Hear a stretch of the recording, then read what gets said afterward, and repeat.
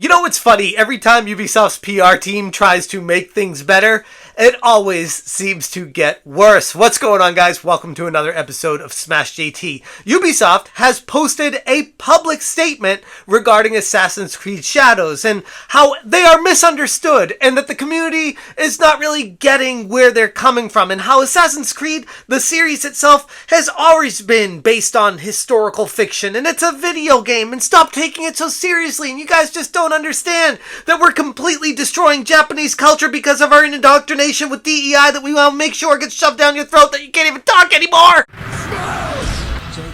Hit that subscribe, give me a like, and check out SmashJT.com for the full article breaking down how Assassin's Creed Shadows just keeps making it worse for themselves. They just keep stepping in it, stepping on rakes. Everywhere they go, it's right in the face with every decision they make. This latest monolith of text, 4 pictures full of words on Twitter trying to explain their situation and where they're coming from and why people just don't understand that Ubisoft is trying to do their best to make an enjoyable experience as a game for players out there. And it has nothing to do with randomly just happening to pick a black dude in Japan and making them the main protagonist of this game because coincidences? Ubisoft's latest offering, Assassin's Creed Shadows, has ignited a fiery debate ahead of its release, exposing not only just the intricacies of historical representation, but also the underlying diversity, equity, and inclusion agendas of the gaming giant that is Ubisoft, that I recently found out is nearly 50% owned by Chinese Tencent. It's curious. But come on, of course they have nothing to do with trying to erase Japanese history and culture. That's ridiculous. That would just be crazy talk. But I digress. The latest uproar surrounds the inclusion of Yasuke, a real-life African, samurai if you were listening to what Ubisoft was spouting, during Japan's Sengoku period as one of the game's protagonists. From the jump, Ubisoft has constantly tried to downplay any significance of choosing Yasuke as one of the central characters, framing it as just another creative decision in line with their previous games. But in reality, the move has not gone unnoticed or unchallenged, especially within the Japanese community, which I guess, if you're going to read into this letter, is what it's addressing, because Ubisoft has realized that they've pissed off not just gamers in Japan, but the Diet. The Japanese government is getting involved because they're pissed off at how Ubisoft is basically pissing all over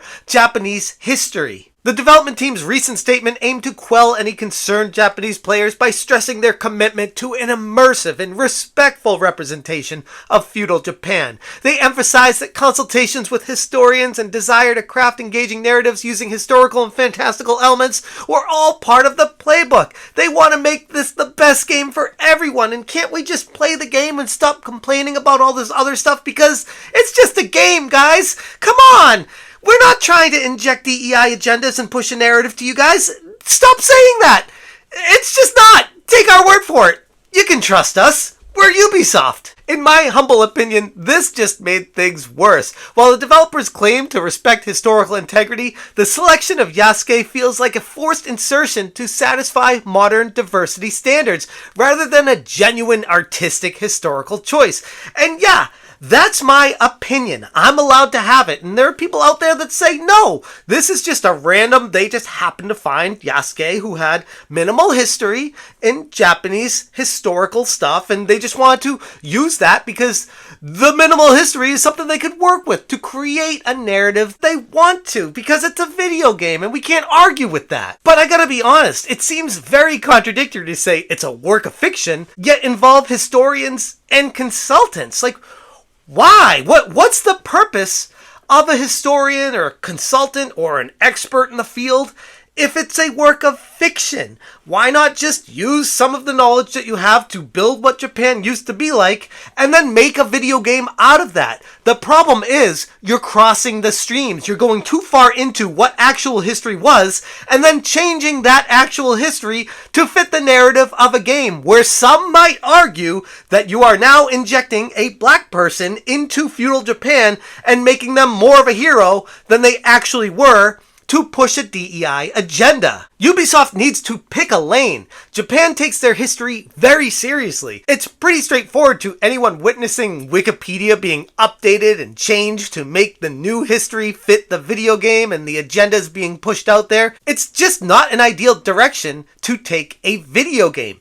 Again, in my humble opinion, where this is what's so fascinating about the situation. It's almost like you can't take a perspective of, I don't like what Ubisoft is doing here. I don't agree with how they're changing history to fit their own narratives. I would prefer them to make their own game in the setting that they want it to be in, with the characters that, I don't know, crazy theory here, that fit the situation, that fit the setting. Like Ghost of Tsushima was one of easily the best games I've ever played in my life. Like, I was talking to my buddy about it the other day. Top 25 games, maybe even higher. A fantastic experience that did such justice to feudal Japan and historical references and make you feel like you're really living through that. Whereas this Assassin's Creed Shadows situation is anything but that. Ubisoft's portrayal of Yasuke as a samurai remains extremely contentious. The statement made by Ubisoft fueled the fire burning by many critics.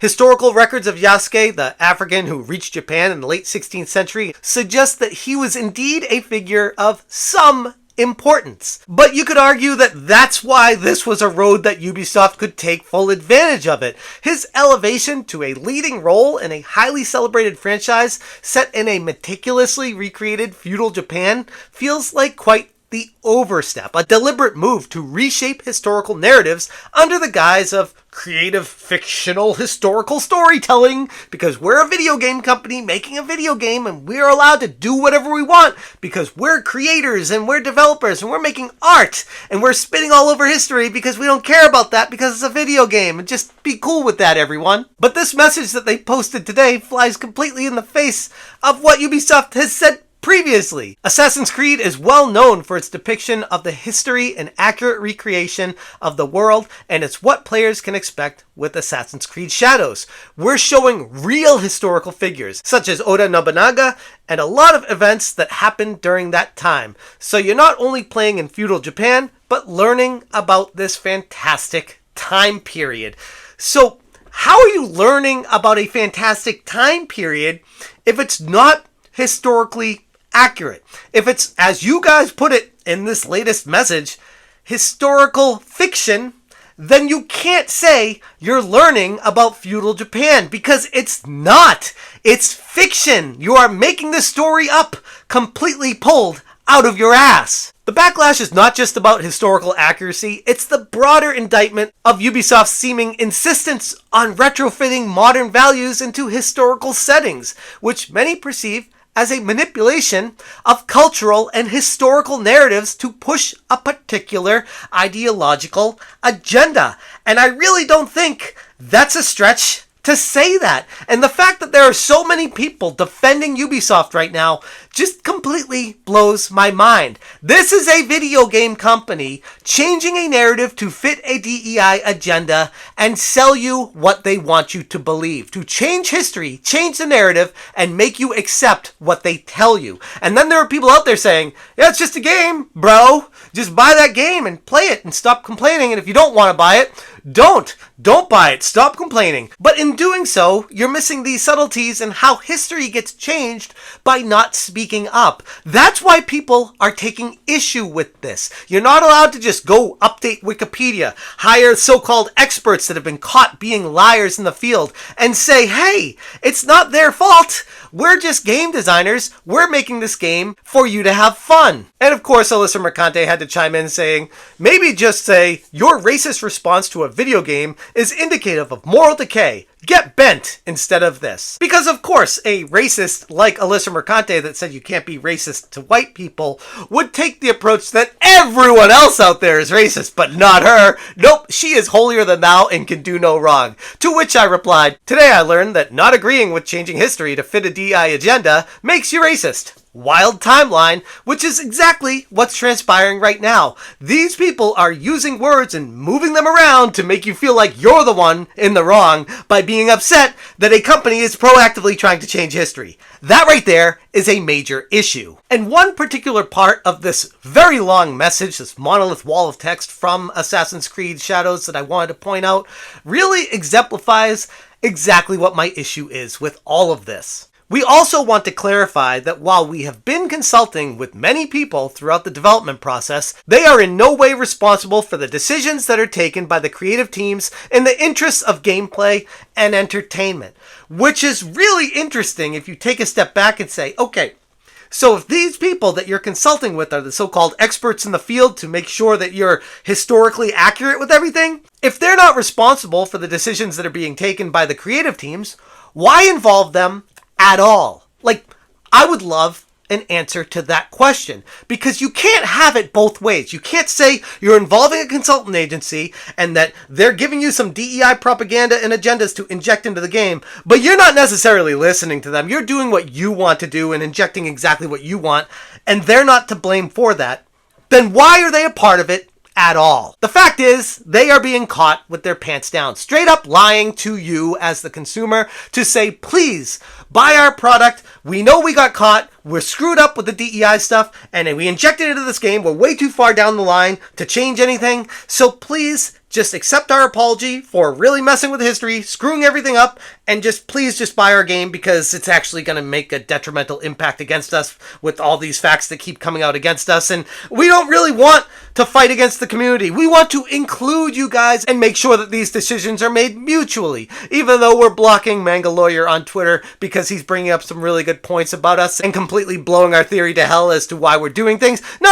Ignore that kind of thing. Just be quiet. Sit down, shut up, listen to this nose ring mafia telling you to buy the game because it's historically representative of fiction and that's okay because it's changing stuff to fit their narrative. Go ahead and do that, and everything else will just be fine.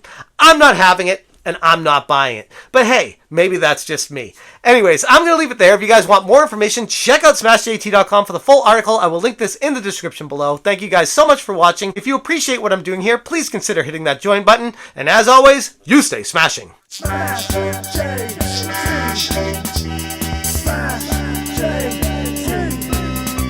Smash JT. Smash JT. Smash JT. Smash JT.